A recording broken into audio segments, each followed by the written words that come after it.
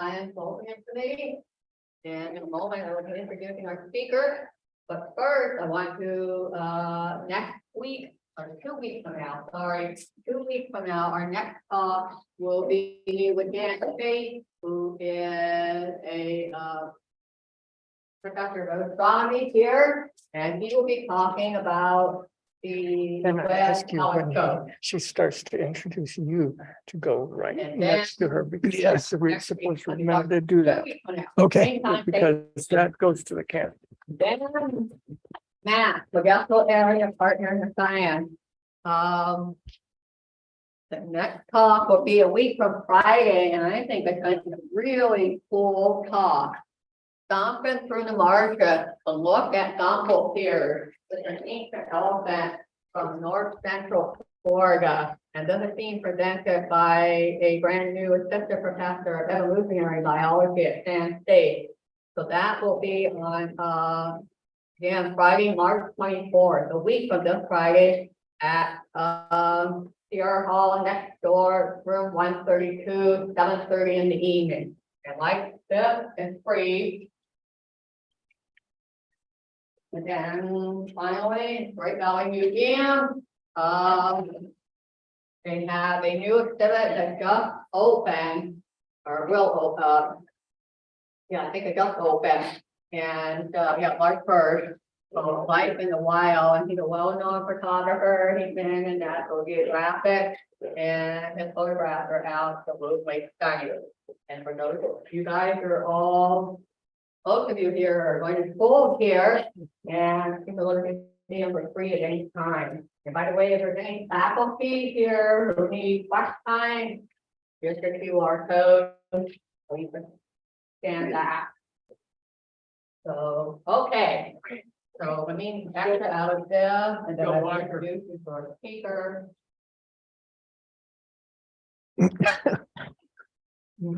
Okay, hang on a second, let me get this into the slideshow. Great, we're gonna go over here, so that. Yeah. I know, that's what I'm doing. So let me get next item, yeah, right there.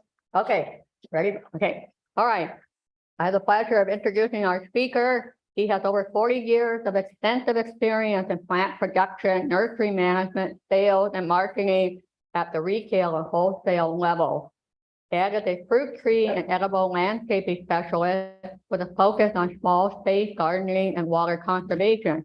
He's been involved with the introduction or reintroduction of many popular varieties, including fig, pomegranate, and blueberries.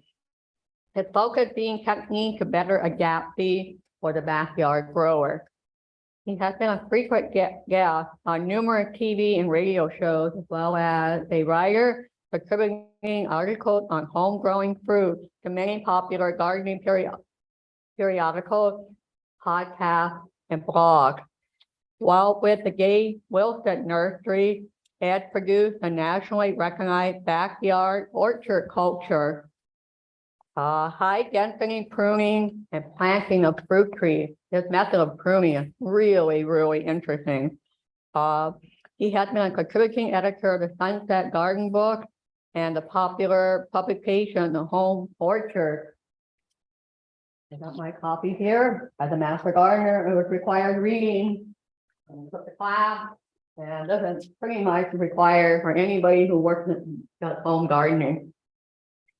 Ed contributed to both of these books. He shares his time as a consultant and lecturer to nursery businesses, professional groups, master gardener. He has done some talks for us, like I'm a master gardener, and university organizations. He is the past director of sales and marketing of Gabe Wilson Nursery and for Wind Growers, as well as running an e-commerce support service. Edible, I'm playing his word, his name there, Edible Solutions. He has videos on various fruit tree topics on Facebook at Ag Able Solutions.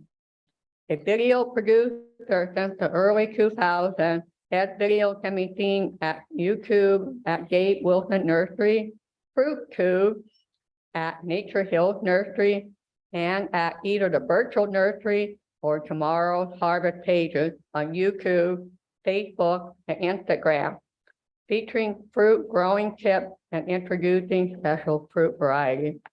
Quite an interesting career. He has been a part of Virtual Nursery, a well-known fruit and nut tree grower in Oakdale, as the sales and marketing director since 2019. So let's give Adam a hand. I gotta make that bio a little shorter. Well, I'll tell you what, I didn't expect anybody to be here today, because, with all the rain we've had lately, I don't know why anybody be too concerned about water. We've got plenty of it, it appears, right? And my approach, it's funny because, typically I lecture on fruit trees, many, many different topics of fruit trees. Probably best known for high density pruning and planting, which I started lecturing on in the late 80s and early 90s. But I always have included water management as a part of my edible landscape practices. And so it just kind of was a natural progression to get into, different systems of water collection and studying those, and then realizing, the benefits, and also realizing, what the challenges were of, collecting water and how to deal with it.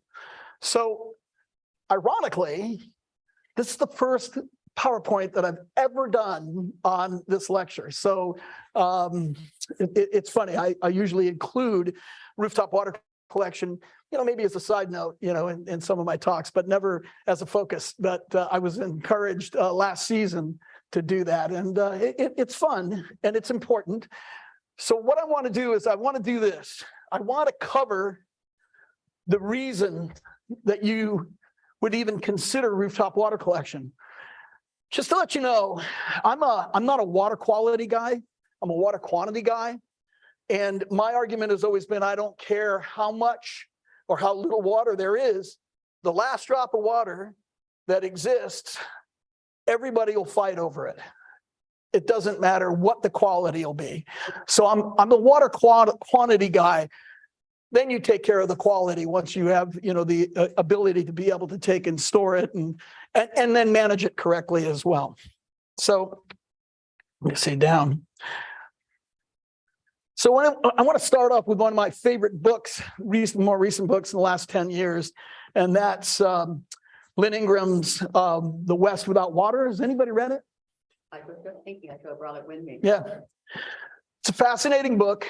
It's the study of the last 20,000 years of hydrology, if you will, and in the west of the Mississippi. But really with a focus on California, because Ms. Ingram is actually a professor at UC Berkeley.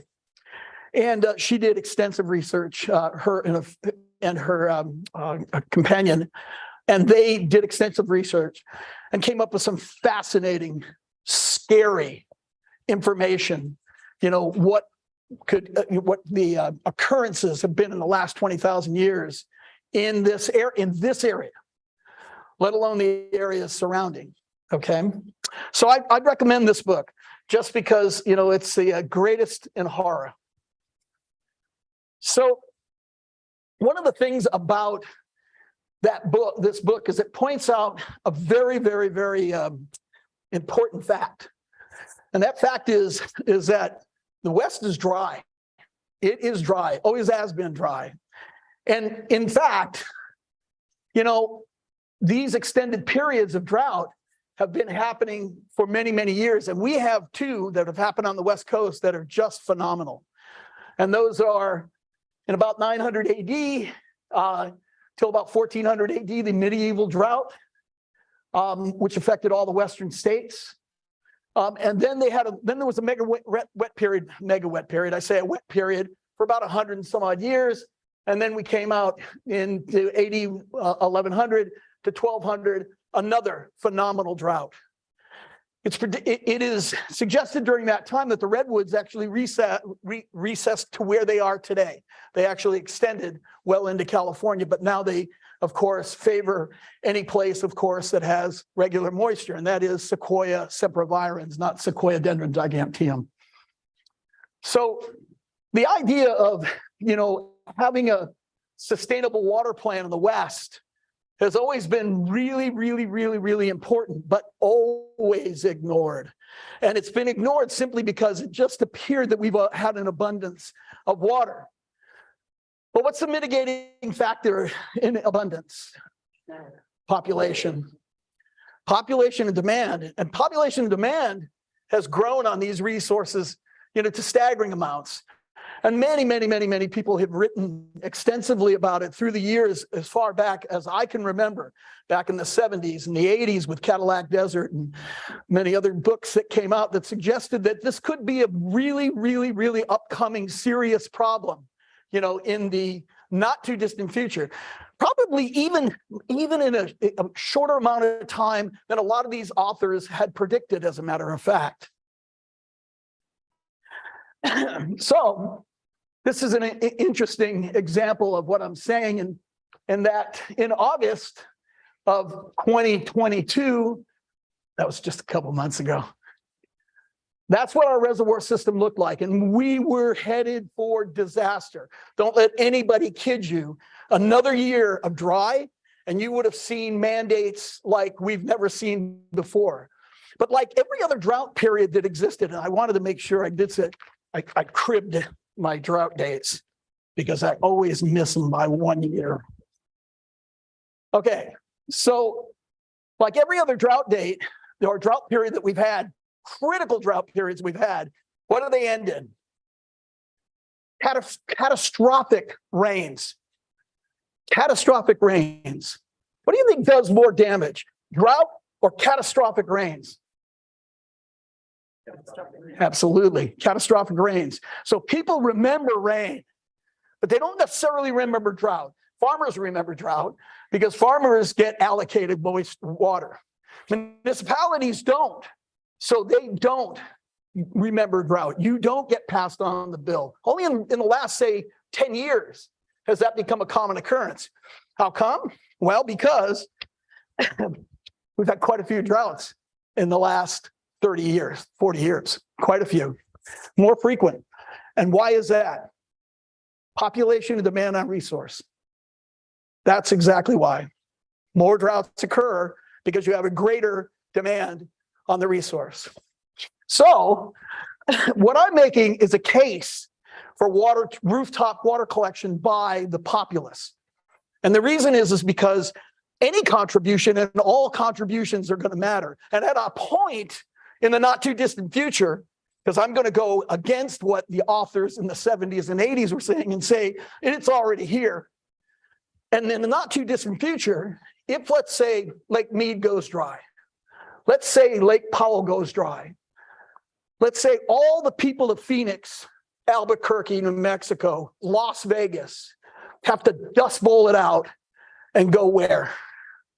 And you think, if you think that that's kind of science fiction, who's aware of what the condition of Lake Mead and Lake Powell right now? Very bad. These are huge reservoirs, the biggest reservoirs in the United States. These are huge, okay? And they're dry. And they're not benefiting at all from all the things that are happening to California. They actually remain critical. So the case that I'm making is more for your contribution. So don't look at this as anything but that, as we go through it, because it's going to get real simple. Okay, so you can see the difference. Here we are, March 2023.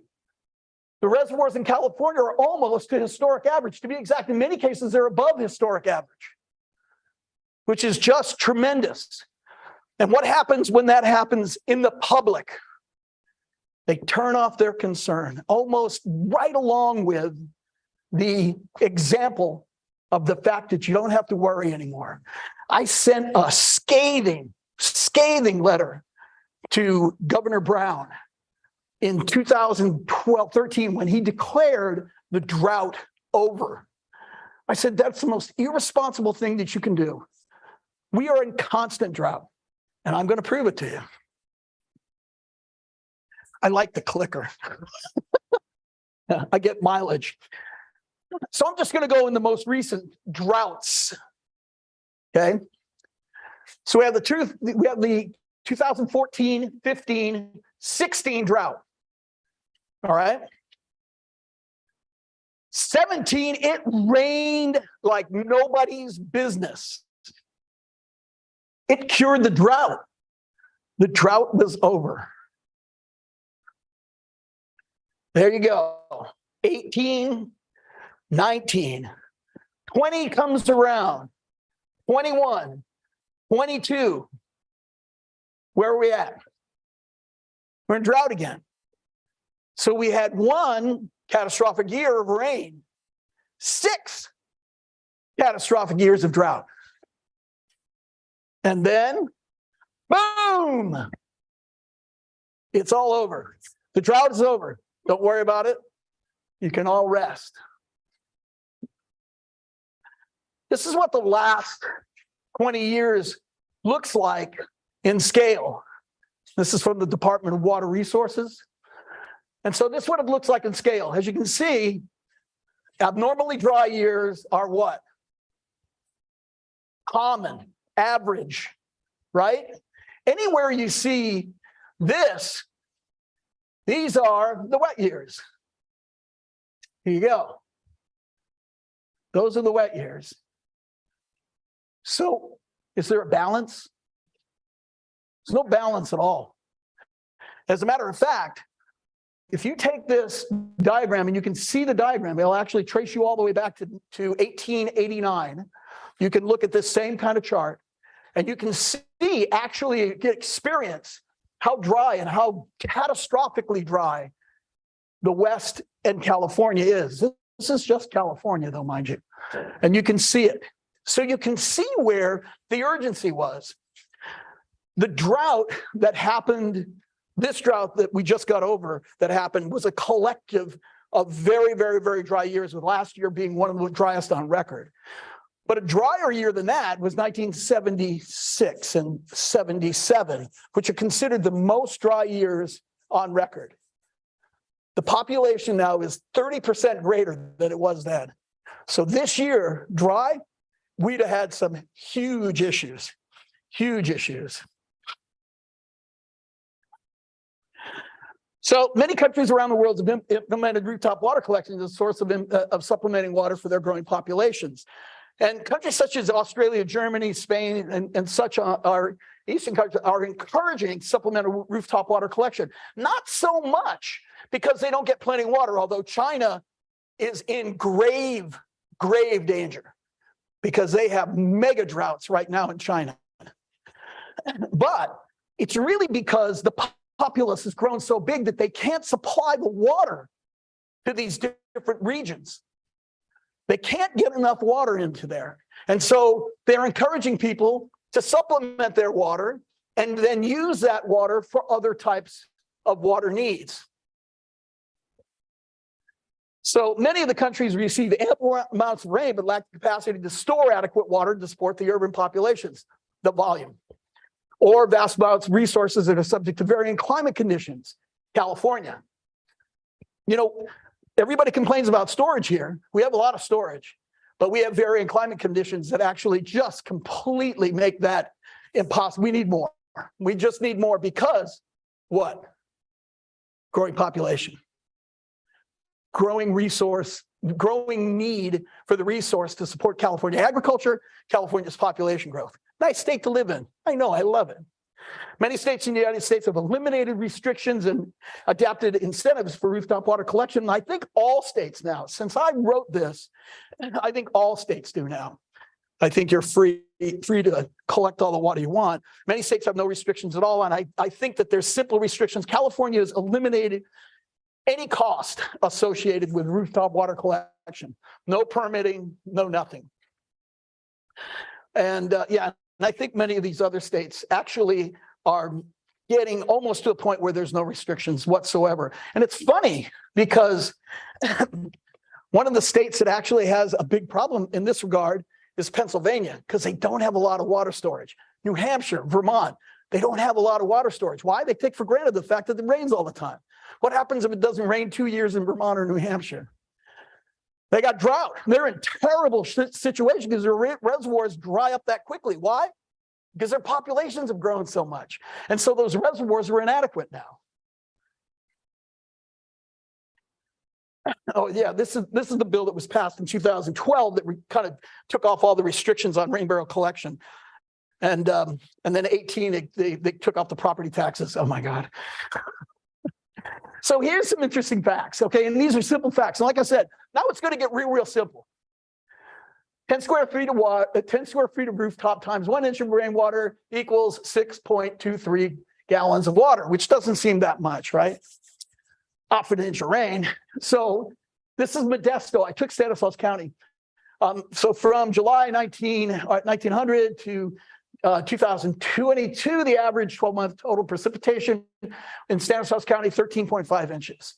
13.5 inches times an average of 10 square feet of rooftop gives you 84 gallons of water. That doesn't seem like much either. How many people have 10-foot roofs in their house? You do? You have 10-foot roof? No.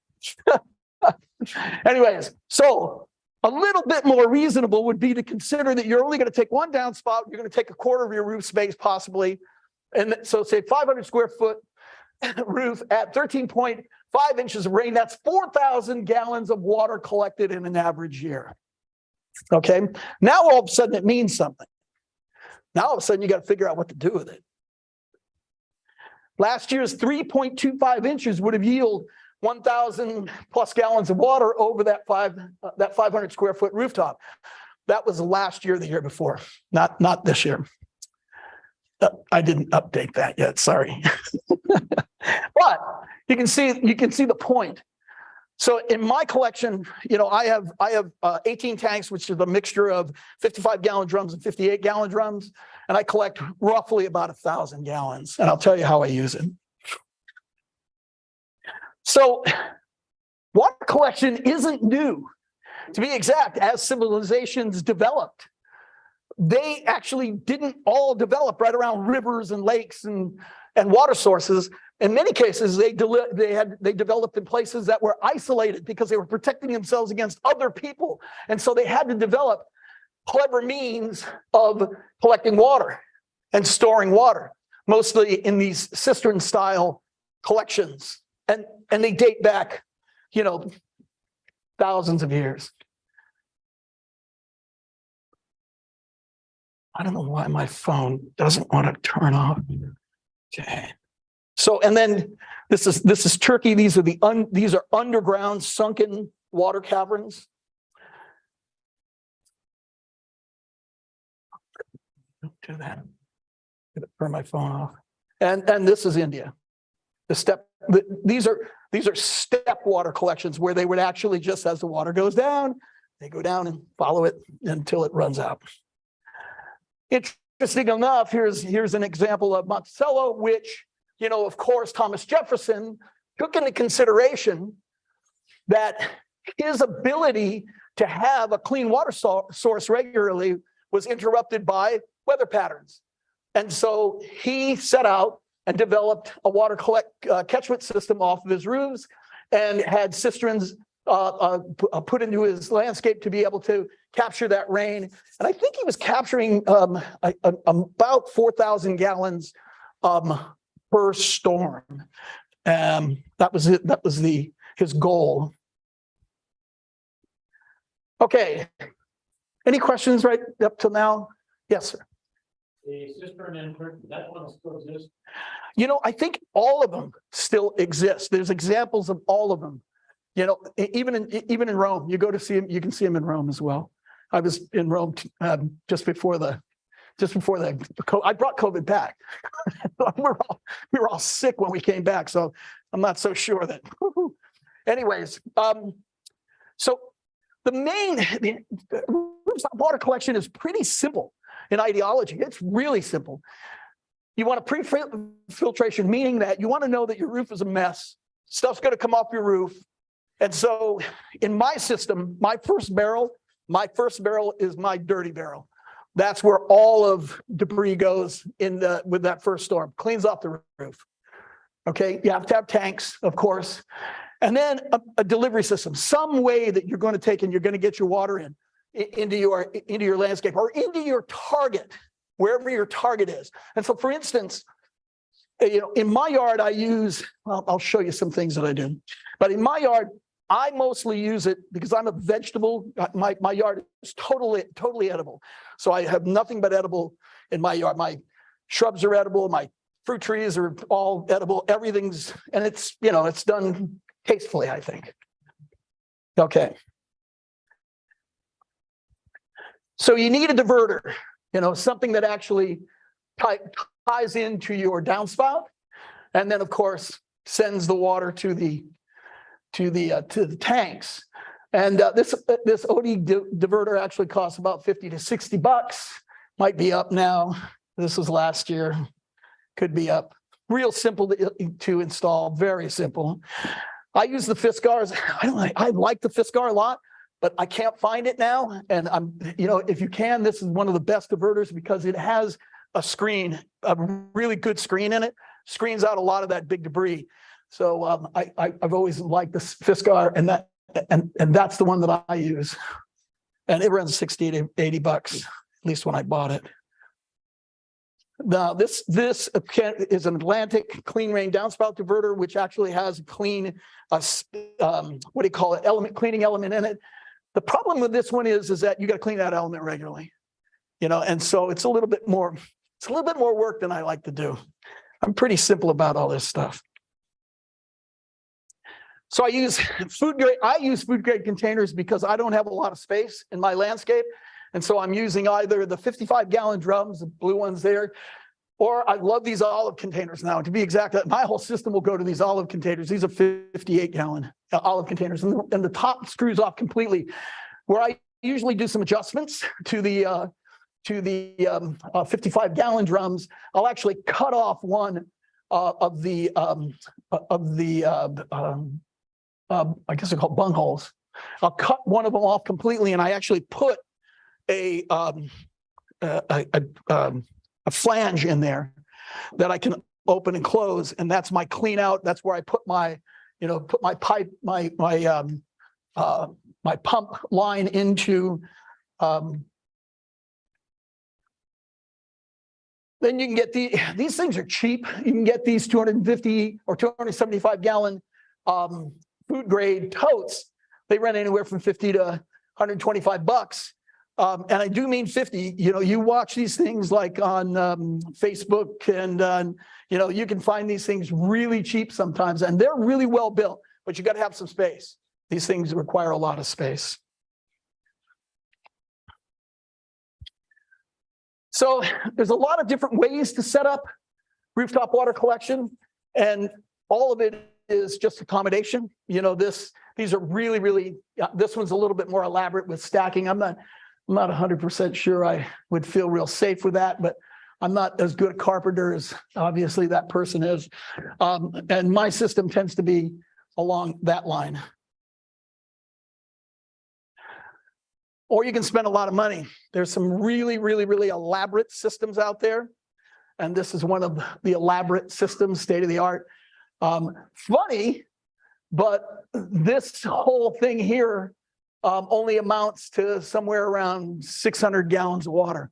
So it's really not as much as you think, but looks real good, I guess. Looks really nice. So what's at Ed's house? Well, this is my house, and this is one side. So I have two sides. I collect off of two sides, and this side has a mixture of the 58s, what I've just started using, the 58s, and then the 55s. And then, of course, my Fiskar downspout collector. So setting these things up is pretty easy. I mean, in this case, this is a 3-inch. This is a 3-inch fitting, and it goes and just screws right in. And then I downsize, put reducers in here to make this 1 inch. So I run it 1 inch all the way down like that.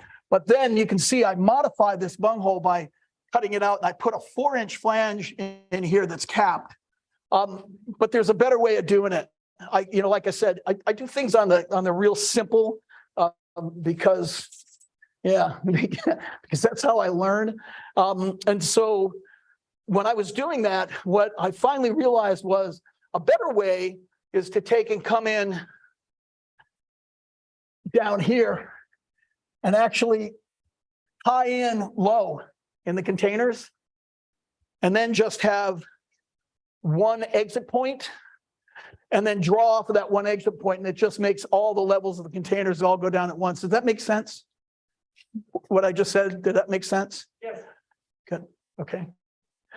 And I think that's a better approach, because right now what I'm doing is I'm using this, and I put that in with a pump, and then I have a hose, or I can hook it right into my irrigation system. So my choice is to run it to the irrigation system or use the hose. And the pump is a very, very specialized Harbor Freight pump. And it just seems to last forever. And like I said, this is kind of like I said, a pretty simple system, as far as the setup is concerned. I elevated everything initially. You don't really need to. I did just because I just wanted to be able to have the space underneath.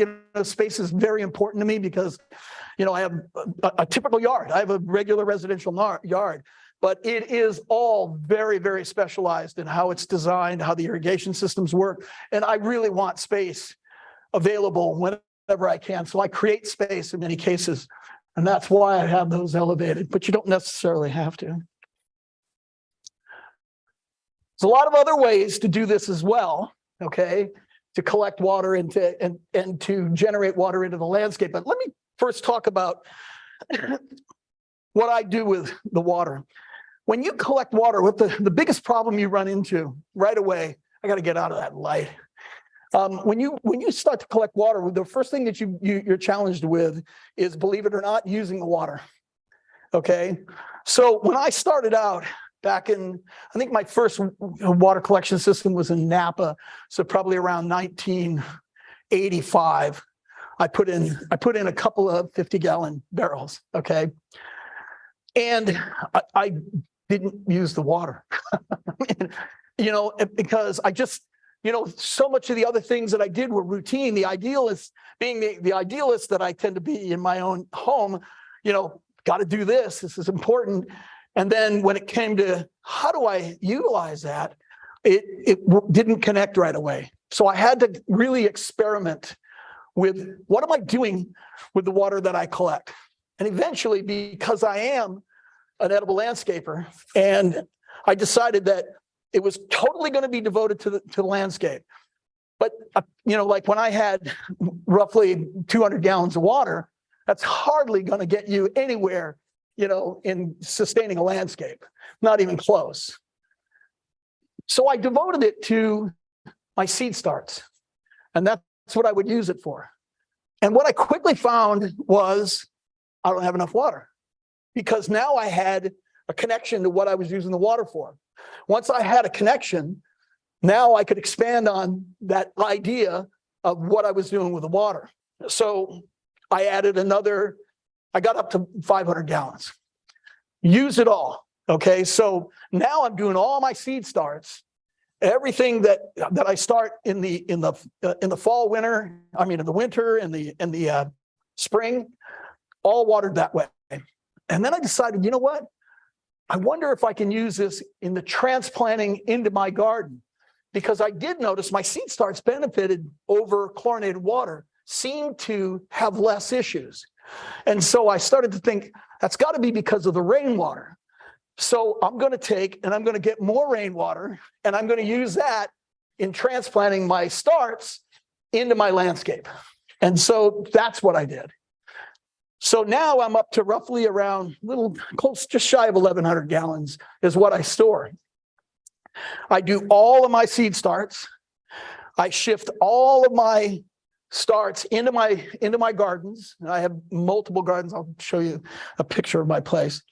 Multiple gardens. So I used all of that water to get everything started. Okay. And then once everything is started, that usually gets me to run around, that water gets me to right around, say, mid-May to early June. So big deal, huh? But I've been off the municipal water now. I'm not using the municipal water for almost 3 months, 4 months. I'm not using any municipal water for this job or this approach. And keep in mind, that's the way I look at it is that's my contribution. That's the best I can do in my environment right now. So I've utilized the concept. I've applied it to something that I do. And now I can honestly say that's a contribution that I make. Now we do all the other things for water conservation inside the house as well. So, we capture shower water.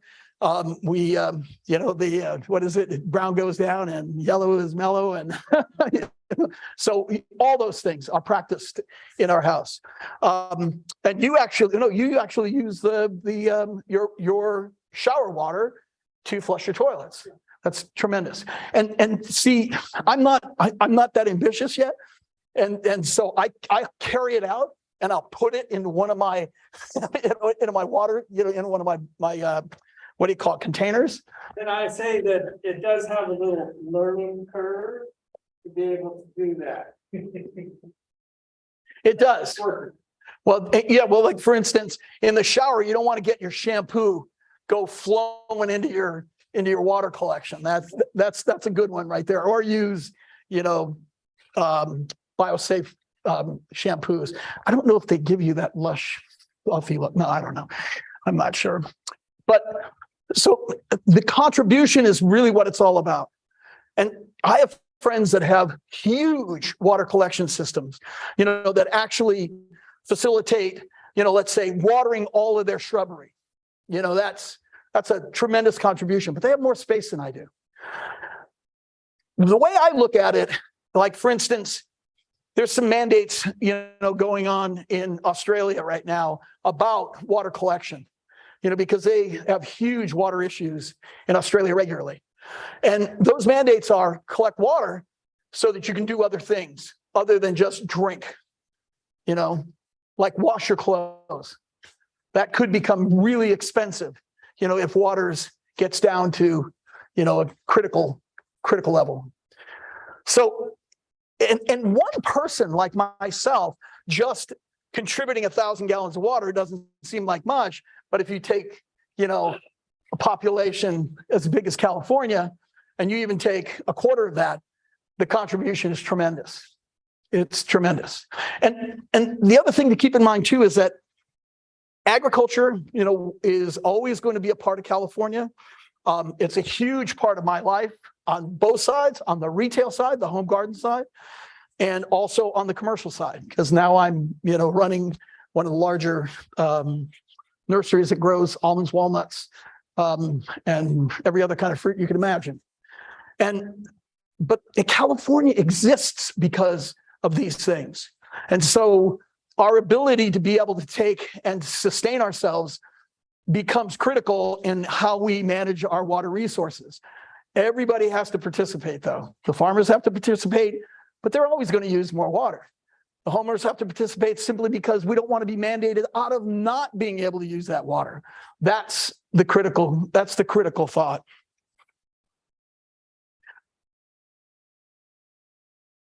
So these are other types of collect.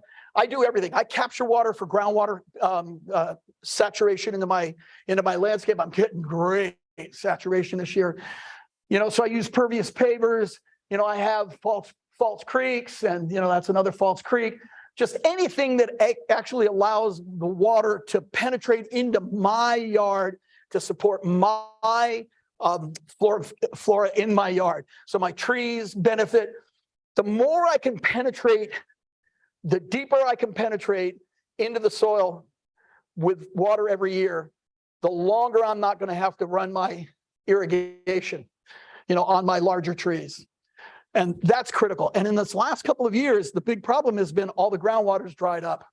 And so what's happening is is that you can't get enough water into the soil to be able to take and sustain these deep roots.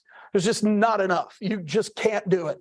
And so consequently, what's happened is the root that's down deep is dying back from the bottom up. And all that research was done by the University of Irvine back in the early teens to support why they were losing a lot of their city street trees, because these root systems were dying, from the bottom up. So resaturating that ground is really important, and diverting water using culverts and rain gardens, just to keep it from going into the gutter and out into the ocean. So this is kind of my house. This is just one side of my backyard. So my backyard is all tiered. It's all hydrozoned so that every one of these zones is on different irrigation cycles. There's vegetable beds scattered throughout the yard everywhere. I've got fruit trees over here where you can't see, fruit trees over here where you can't see. I have 49 fruit trees in my yard. I have an average size yard, very average size yard. But I do a lot of high density pruning, high density maintenance, everything's grown. Like, for instance, those trees up on top of the hill there, they're this tall. So they may look real big, but they're only this tall. And the apple trees I keep those even shorter. So, because I just don't use that much.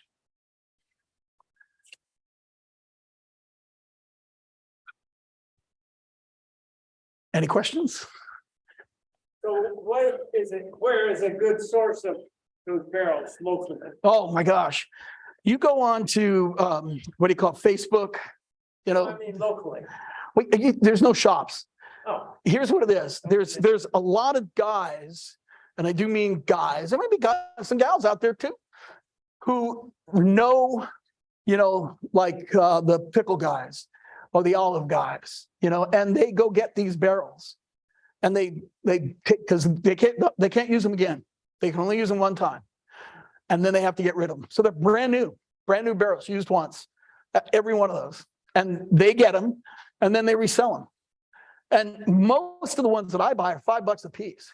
Those new olive ones that I'm buying, those olive barrels I'm getting, those have been running me $15 a piece. Yeah, they're cheap. They're absolutely cheap. Would you happen to know what are the benefits of California to try to collect rainwater, or at least mitigate their use and waste? Would I know? Like how many Californians try to save? Oh, water? you know what? I don't have that. can you repeat his question? Yeah, he wants to know, do I know how many Californians actually participate in water collection, correct? Yeah.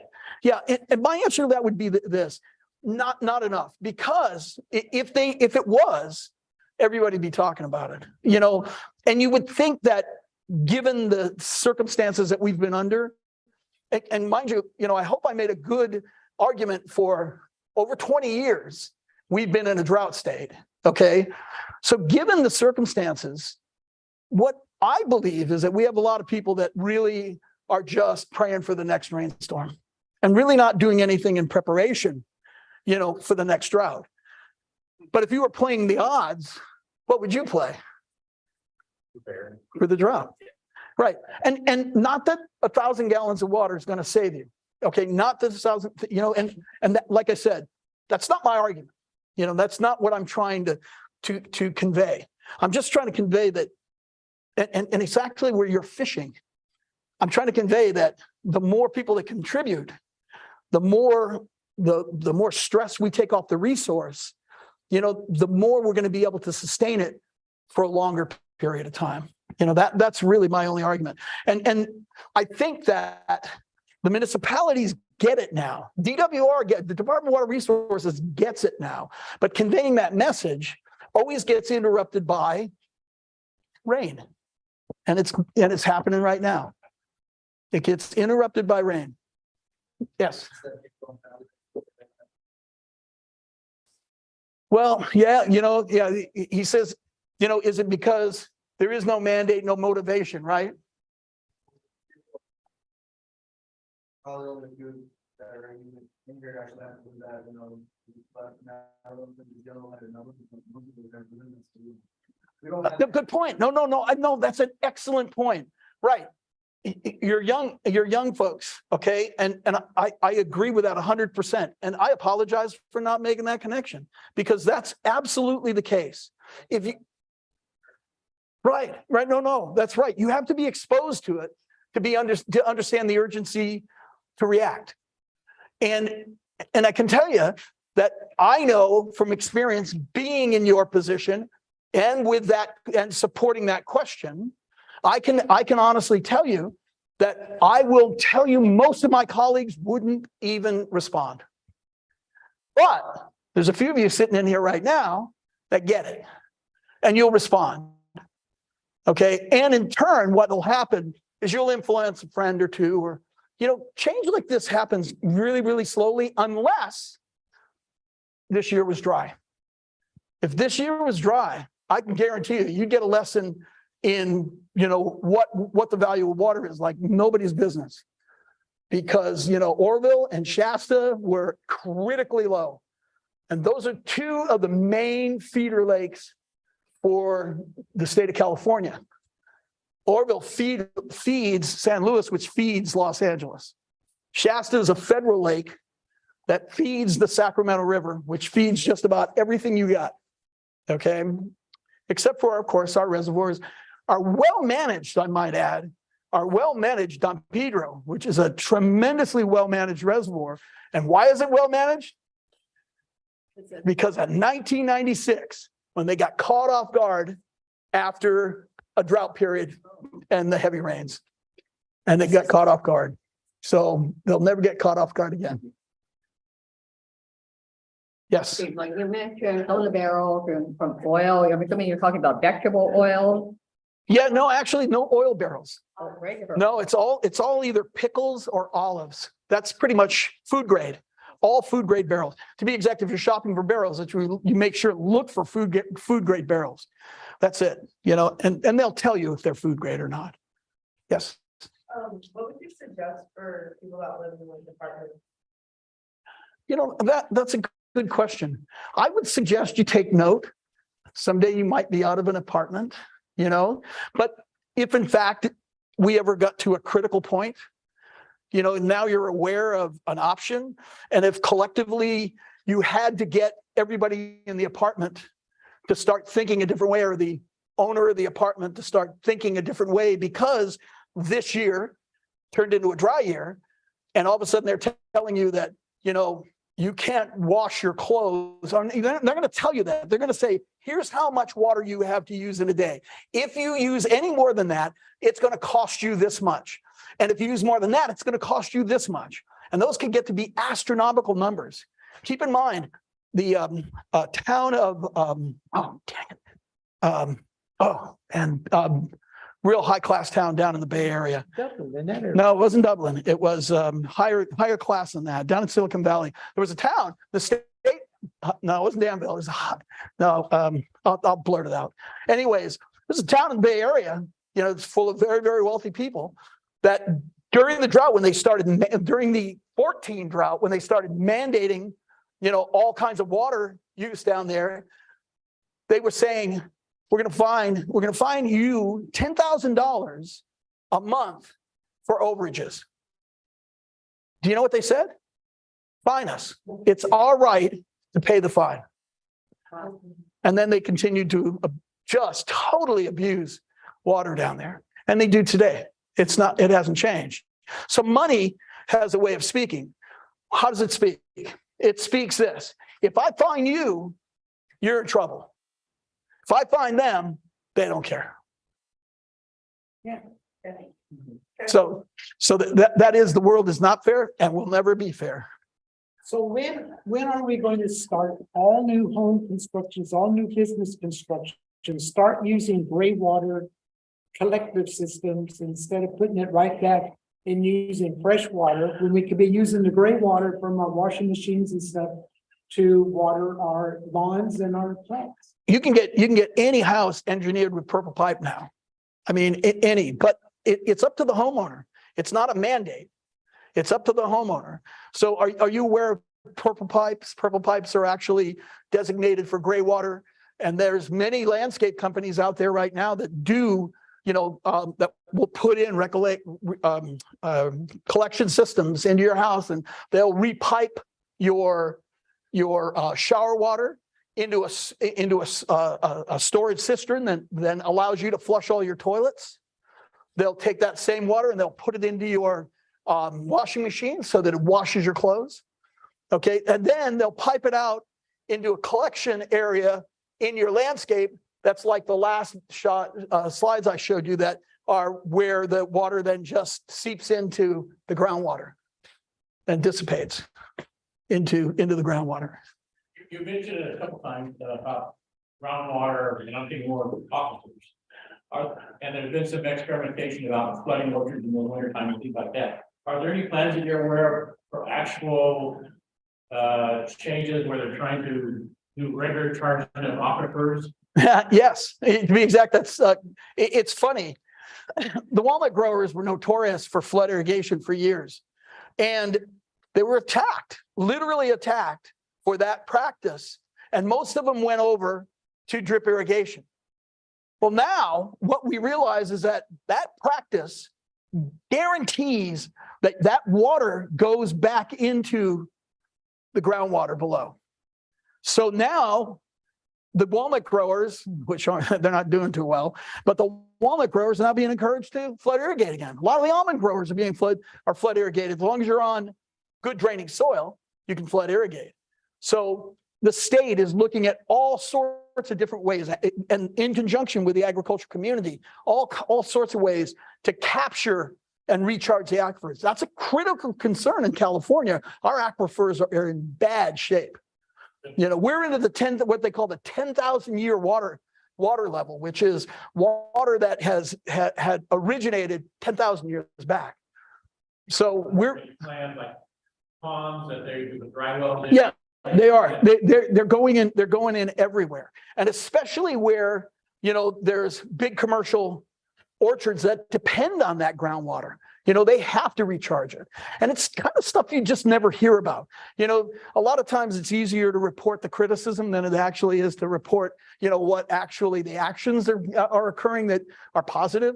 And that one is happening because that's a simple one to implement. All you have to do is just berm up and you're capturing your water. So yes, it is going on. To the degree that it needs to go on, probably not. But I think, again, I think we're all pretty much now on the same level. We're all thinking water is always going to be an issue. That's all there is to it. And I think that my colleagues, at least, all tend to be working that way, where, we're not denying the fact that next year could be dry again. We're never going to do that again. We're all going to look for better ways to manage our resources and ways to be able to create new resources as well. That's important. We haven't had a new dam reservoir built in quite a while. So, except for the private one down in Temecula. Yes. I know that in Grayson, it's starting to be with strategically let it flood a certain part of the main so that it isn't fire and also. Yep. Yeah. That's, that.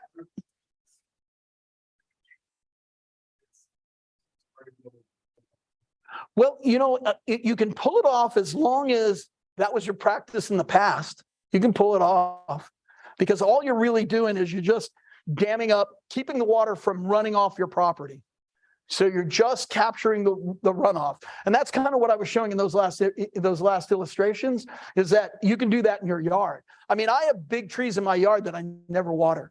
And I try to, and they really look pretty sad in the last 2 years, but still, I just don't water them. And they're big shade trees. But now they're going to do real well for the next couple of years. They'll be in good shape. Yes. So if the water that's diverted into the does that run through the small system or the tap water? No, the water, I think I understood your question. The water that I'm collecting off the roof. Yes. Okay, it's not potable. It's really just for use in the landscape. In an emergency, the you know, the greatest thing in my house, when I had my house here in Modesto, I had this beautiful swimming pool that nobody ever used. You know, it was a great pool. And the fact is that I loved it. And I loved it for one reason. You know, I said, that's my reservoir. I have a private reservoir in my yard. I mean, what better, you know, for a person like me, because my gardens are extensive, and not that I ever drew out of it and there was so much chlorine in the dang thing. I don't know what I'd do. But in a push, remember what I said, it's quantity, not quality. I'd say in a push, you know, I got a reservoir. So yeah, it's not potable though. Yeah. Sir. I know you have some number figures out there on cost, but is it safe to say that for a few $100, you could do a Yes. generous system? Yes, you bet you can. You know, say like, if you took your, let's just make it, you know, let's inflated prices. Let's just say your downspout collector costs you $100. You know, each one of your barrels, let's say, runs $20 a piece. You know, how many barrels do you want to do? Remember, you have to find what you're going to do with your water. I always recommend starting out with something small, but keep in mind this. I've never met anybody who's bought one of those little 55-gallon, you know, water collection systems, you know, and put it in and then gone, wow, boy, do I have a lot of water.